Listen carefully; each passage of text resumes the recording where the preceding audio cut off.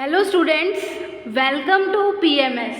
तो हम last video में हमने कवर किया था हमारे चैप्टर्स के कुछ बेसिक्स।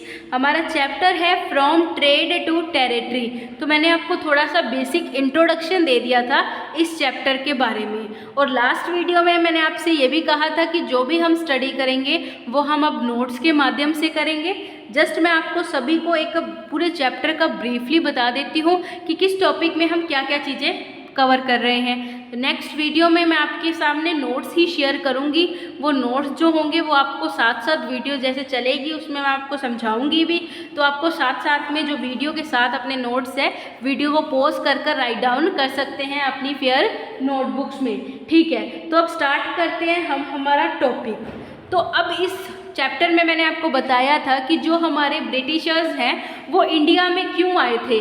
वो इंडिया में आए थे ट्रेड करने के लिए, बट उन्हें यहाँ पता चला कि यहाँ पर जो लोग हैं उनकी तो आपस में ही नहीं बनती, तो वो क्या कर सकते हैं, यहाँ पर ट्रेड के बजाय रूल भी कर सकते हैं इस पूरी कंट्री पर। ठीक है, तो अब ब्रिटिशर जो है वो ट्रेड करने आए तो वो एक कंपनी के नेम को यूज़ कर रहे थे एज ए ट्रेडिंग पर्सन। तो वो क्या नेम था, तो वो था ईस्ट इंडिया कंपनी। ठीक है, जो ब्रिटिशर्स भारत आए थे एक नाम लेकर, वो नेम था ईस्ट इंडिया कंपनी। ठीक है, यहाँ पर ट्रेड करने के लिए, लेकिन बाद में इनका जो डिसीजन था वो चेंज हो गया। यहाँ ट्रेड के बजाय वो लोग रूल भी करने लग गए थे। ठीक है, तो ये आपको क्लियर हो गया है। अब हम थोड़ा सा जो चैप्टर है वो रीड आउट कर लेते हैं। देखिए, you have read in previous classes that since ancient time India was an important trading centre. अब अपने प्रीवियस क्लासेस में भी बच्चों स्टडी कर ही लिया था कि जो इंडिया है बहुत पहले से ही, प्राचीन काल से ही एक बहुत ही ज़्यादा इम्पोर्टेंट सेंटर है। ठीक है, ट्रेड करने के लिए, क्योंकि इंडिया जो है, इंडिया का मैप आपने देखा होगा बच्चों।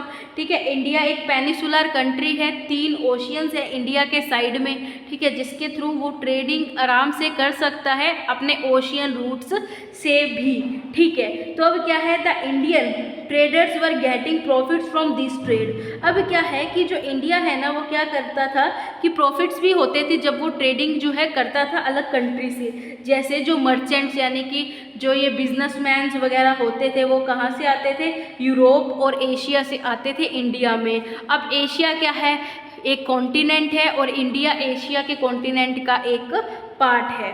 ठीक है, तो इंडिया को प्रॉफिट्स भी होंगे। अब देखो बच्चों, अगर हमारी कंट्री कोई ट्रेड करेगी उससे कमाई होगी तो हमारी कंट्री को ही प्रॉफिट है, इसी की इसमें बात की जा रही थी। अब नेक्स्ट पैराग्राफ में देखो, इन 1498 में a Portuguese fleet under Vasco da Gama successfully discovered a new sea route from Europe to India.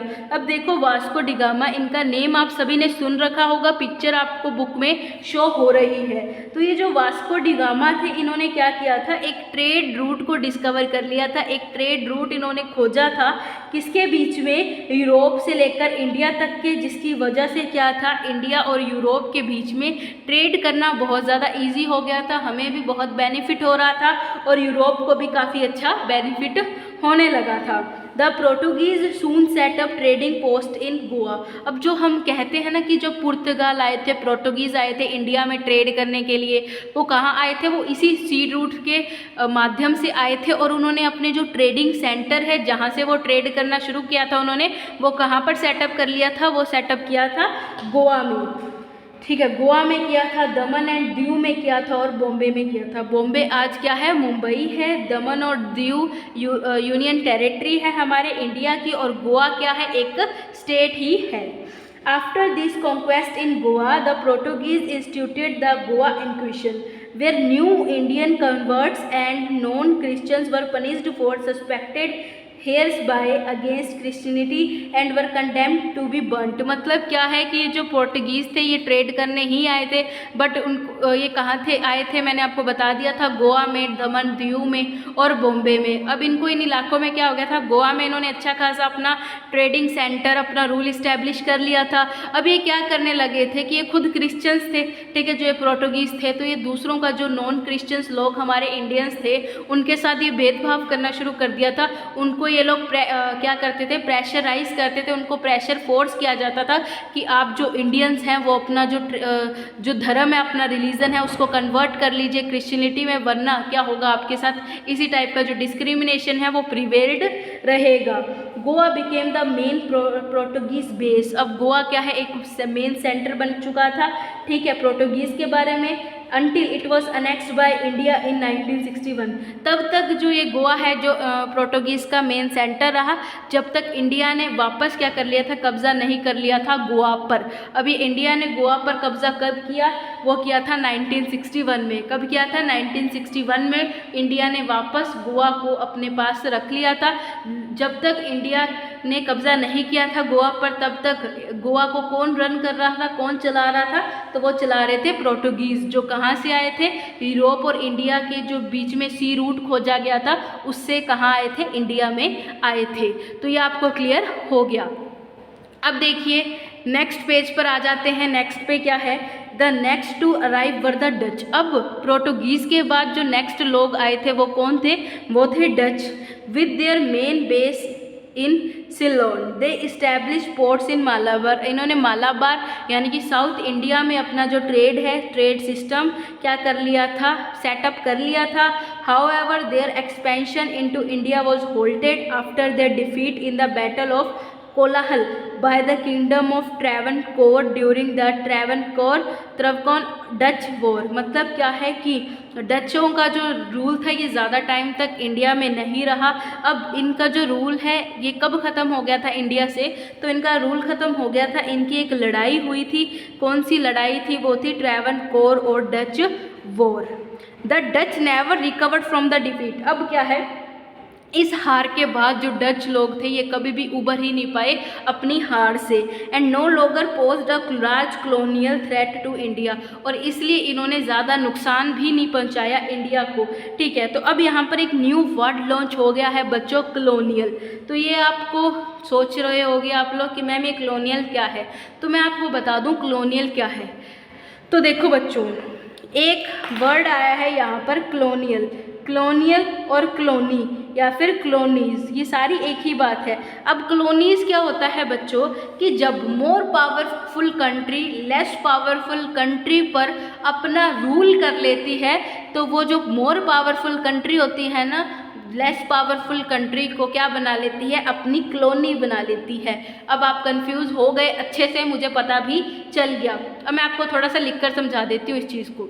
देखिए, जो मोर पावरफुल कंट्री होती है, ठीक है, वो कहाँ पर आती है, लेस पावरफुल कंट्री पर अपना रूल करने के लिए। अब जब more powerful country less powerful country पर अपना अधिकार जमा लेती है, अपना रूल कर लेती है, तो मोर पावरफुल कंट्री की जो ये लेस पावरफुल कंट्री है क्या बन जाती है, कॉलोनी बन जाती है। अब इससे इजी तरीका तो कोई होगा नहीं समझाने का, तो आपको समझ भी आ गया होगा। मूव टू आवर चैप्टर, ठीक है। नेक्स्ट है the numbers trading companies were coming from for buying goods such as spices, cotton. अब अलग अलग कंट्रीज आने लगी थी, अलग अलग, ठीक है, अलग अलग कंट्रीज़ आने लगी थी और कंपनीज यानी कि कंट्रीज से ना कंपनीज आने लगी थी यहाँ पर ट्रेड करने के लिए, इंडिया से जो है सामान खरीदने के लिए, जैसे स्पाइसेस हो गया, कॉटन होगी, मिल्क, इंडिगो, ठीक है। They all wanted to buy these goods at low prices in India. अब इंडिया के जो प्राइजेस थे वो कभी भी बहुत ज़्यादा महंगे नहीं थे, इसलिए ये दूसरी कंट्रीज इंडिया में आती थी सामान खरीदने के लिए लो प्राइजेस पर, और ताकि ये इंडिया से तो कम दामों में सामान खरीद ले और अपनी कंट्री में जाकर ये क्या कर सके, महंगे दामों में, महंगे प्राइजेस में हमारे जो सामान को बेच सके, ठीक है। अब मैंने जो भी बताया शॉर्ट में आपको बता देती हूँ कि अदर कंट्रीज़ हमारी कंट्री में आती थी हमारा सामान खरीदने के लिए, क्योंकि हमारा सामान सस्ता था। सस्ते सामान को ये अपनी कंट्री में जाकर महंगे प्राइजेस में बेच देते थे। तो ये आपको समझ आ गया है। As they all were buying from India, so the profits earned began to shrink. This led to rivalry among them. The internal conflicts among Indian kingdoms gave opportunity to the European traders to gradually establish political influence and appropriate lands मतलब क्या है कि अब देखो ये जो profit है, ये सामान इंडिया से खरीदते थे तो इनका जो प्रॉफिट है ना ये श्रिंक हो जाता था, क्योंकि कुछ प्रॉफिट इनको इंडिया को भी देना पड़ता था। तो ये क्या हो गया, बीच में एक आंतरिक जो क्या कह सकते हैं बहस होती है ना वो शुरू हो गई थी, क्योंकि जो इंडियन किंगडम्स थे, जो यहाँ के राजा थे, वो क्या थे, वो भी प्रॉफिट चाहते थे। जो भी सामान यहाँ से बिक रहा है, जो भी अदर कंट्रीज़ यहाँ से प्रॉफिट अर्न कर रही है, तो उसमें उनको क्या चाहिए था, अपना शेयर चाहिए था, अपना हिस्सा चाहिए था। ठीक है, और क्या चाहते थे, ये ट्रेड इस्टेब्लिश हो जाए बहुत ही ज़्यादा पावरफुल इंडिया के थ्रू अदर कंट्रीज़ का। ये भी जो हमारे इंडियन रूलर्स है ये बहुत ज़्यादा चाहते थे। Following the Dutch the British who set up in the west coast port of the Surat in 1619। अब डच के बाद कौन रूल करने के लिए आ गए यहाँ पर, यहाँ आ गए ब्रिटिश यहाँ पर ट्रेड करने आए थे। ये वेस्ट कोस्ट पर आए थे, यानी कि सूरत कहाँ पर है बच्चों, गुजरात में है। और गुजरात इंडिया के किस डायरेक्शन में पड़ता है, तो गुजरात इंडिया के वेस्ट डायरेक्शन में आता है। और ये कब आए थे, 1619 में आए थे ट्रेड सेटअप करने के लिए। And the French both establish trade outpost in India, और फ्रेंच भी आए थे क्या करने के लिए, ट्रेड करने के लिए। Although this continental European powers control various coastal regions of southern and eastern India during the ensuing century, they eventually lost all their territories in India to the British. अब क्या थी, जितनी अदर कंट्रीज आई थी ना, Dutch वगैरह हो गई, French हो गई, ये सब क्या हो गई थी, हार गई थी ब्रिटिशर्स से, क्योंकि अब इंडिया पर किसका कंट्रोल आ गया था, ब्रिटिशर्स का हो चुका था। ठीक है, तो ये आपको अच्छे से क्लियर हो गया होगा जितना मैंने आपको आज की वीडियो में रीड करवाया। ठीक है, तो ये सब आपको नोट्स के फॉर्म में मिल जाएगा बच्चों। हमारी नेक्स्ट वीडियो से हम सब जो है चीज़ें नोट्स के माध्यम से कवर करेंगे। हमारा बुक का कोई भी टॉपिक जो है वो छूटेगा नहीं। नेक्स्ट जो टॉपिक है जो आपको थोड़ा बहुत रीड करना है वो है topic arrival of the British east India company, यानी कि ईस्ट इंडिया कंपनी जो है, जो ब्रिटिशर्स आए थे इंडिया में ईस्ट इंडिया कंपनी के सहारे से, इसके बारे में आपको रीड आउट करना है। ठीक है, तो आप जो है आपका होमवर्क यही है कि जितना मैंने आपको पढ़ाया है ये आप रीड आउट कर लें, और किसी को अगर एक्स्ट्रा पढ़ना हो तो नेक्स्ट टॉपिक भी स्टार्ट कर सकता है। अब मिलते हैं स्टूडेंट्स नेक्स्ट वीडियो में। Thank you and have a nice day.